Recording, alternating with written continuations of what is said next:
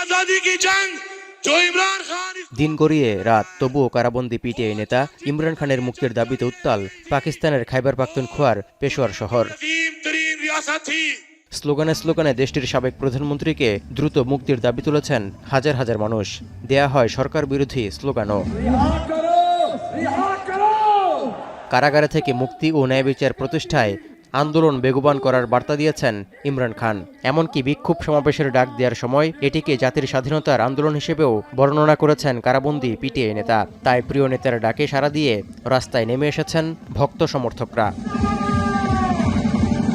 খাইবার পাখতুনখোয়া ছাড়াও পাঞ্জাব, সিন্ধু, বেলুচিস্তান, গিলগিট বালতিস্তান, এমনকি পাকিস্তান শাসিত কাশ্মীর এবং রাজধানী ইসলামাবাদ থেকেও ছুটে এসেছেন কয়েক হাজার জনতা। এখন ইমরান খানের মুক্তি নিশ্চিতে আদিয়ালা কারাগারের সামনে অবস্থান নিয়ে আন্দোলন জোরালো করার আহ্বান জানিয়েছেন তার বোন আলিমা খান।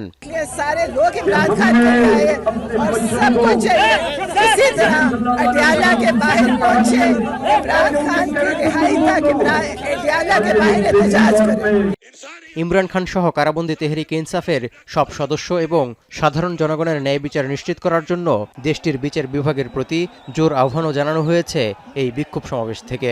आइन के मुताबिक आपने इंसाफ देना है और आपकी जिम्मेदारी है आप इंसाफ दें।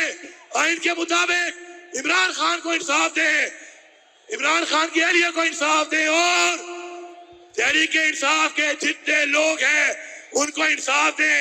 इस 25 करोड़ आवाम को इंसाफ दें। 2018 সালে প্রধানমন্ত্রী নির্বাচিত হওয়ার পর 2022 সালে সংসদে অনাস্থা ভোটে ক্ষমতাচ্যুত হন পিটিআই প্রতিষ্ঠাতা ও সাবেক ক্রিকেটার ইমরান খান। পরের বছর ঘুষের মামলায় আটক ও সাজাপ্রাপ্ত হন। বর্তমানে কারাবন্দী ইমরান খানের বিরুদ্ধে রয়েছে 1.5 শতাধিক মামলা। তৌহিদুর রহমান, এখন বিশ্ব।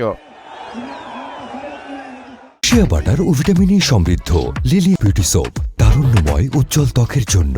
রিমার্ক,